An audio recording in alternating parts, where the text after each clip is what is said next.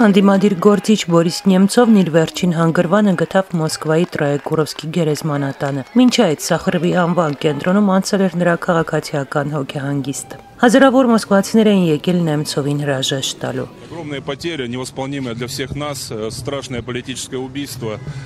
преступление государственного масштаба. Անդիմադիր գործիչ Վլադիմիր Ռժկովը հոգեհանգստին ասել է, որ Նեմցովի սպանությունը հսկայական կորուստ է Ռուսաստանի համար։ Պետական մակարդակի հանցագործություն է սա։ Потерю Бориса он был абсолютно незаменим. Он был настоящий лидер, и заменить его невозможно. Դրան չի կարելի փոխարինել, նա անփոխարինելի է, սակայն անդիմադիր շարժումը իր պայքարը շարունակելու է։ Ներկա էին նաև Ռուսաստանի կառավարության ներկայացուցիչները, մասնավորապես փոխվարչապետ Արկադի Դվարկովիչը, վարչապետ Մեդվեդևի մամուլոխոսնակ Նատալիա Տիմակովան, գյուղատնտեսության նախարար Նիկոլայ Ֆյոդորովը, Կենտրոնական բանկի նախկին ղեկավար Սերգեյ Դուբինինը, ներկա էին նաև Նեմցովի նախկին թիմակիցները, նանոտեխնոլոգիաների ղեկավար Անատոլի Չուբայսը, Ռոսատոմի ղեկավար Սերգեյ Կիրիլենկոն, Իրինա Խակամադան, եկել էին Միացյալ Նահանգների եւ Եվրամիության երկրների դեսպանները։ Վլադիմիր Պուտինը ծաղկեպսակ էր ուղարկել, մինչ այդ էլ ցավակցական հեռագիր Նեմցովի հարազատներին։ Սախարովի կենտրոն էին եկել նաև Բորիս Ելցինի այրին Նայինա Ելցինան եւ նրանց դուստրը Տատյանա Յումաշովան։ Նեմցովի ընտանիքի անդամների կողքին կանգնած էին անդիմադիրներ Ռուսաստանի նախկին վարչապետ Միխայիլ Կասյանովը, Իլյա Յաշինը, անազատության մեջ գտնվող Ալեքսեյ Նավալնին, ով այսօր համարվում է ռուսաստանյան անդիմության առաջնորդը, թույլ չեն տվել մասնակցել հուղարկավորությանը։ Նավալնին, ինչպես եւ Նեմցովը, պայքարում էր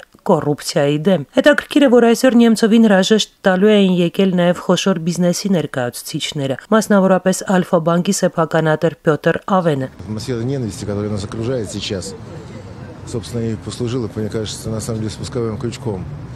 Նեմցովի սպանությունը հնարավոր է դարձել, որովհետև այսօր Ռուսաստանում պարզապես ատելության մթնոլորտ է։ Հիշեցնեմ, Ռուսաստանցի ամենահայտնի անդիմադիր գործիչ, ժամանակին Ռուսաստանի փոխվարչապետ եւ առաջին նախագահ Բորիս Ելցինի ժառանգորդ համարվող Բորիս Նեմցովին սպանել են հունվարի 27-ին ուշ երեկոյան Կրեմլին հարող Բալշոյ Մոսկվարեցկի կամրջի վրա, ուր ամենուրեք տեսախցիկներ են անմիջապես Կրեմլի պարիսպի մոտ։ Անդիմադիրները համոզված են, որ սպանության համար պատասխանատու են Ռուսաստանի իշխանությունները։ Նեմցովը Պուտինի ամենակոշտ քննադատներից էր եւ պատրաստվում էր հրապարակել զեկույց, որում կլինեին փաստեր Ուկրաինայի արևելքում ռուսական զորքերի արկայության մասին։ Պաշտոնապես սպանության մի քանի վարկած կա, հիմնականներից մեկը ուկրաինական եւ չեչենական հետք ունի։ Նեմցովը բազմիցս հայտարարել է, որ Ռուսաստանը իրավունք չունի խառնվելու ուկրաինական գործերին եւ որ Մոսկվան պետք է վերադարձնի Ղրիմը։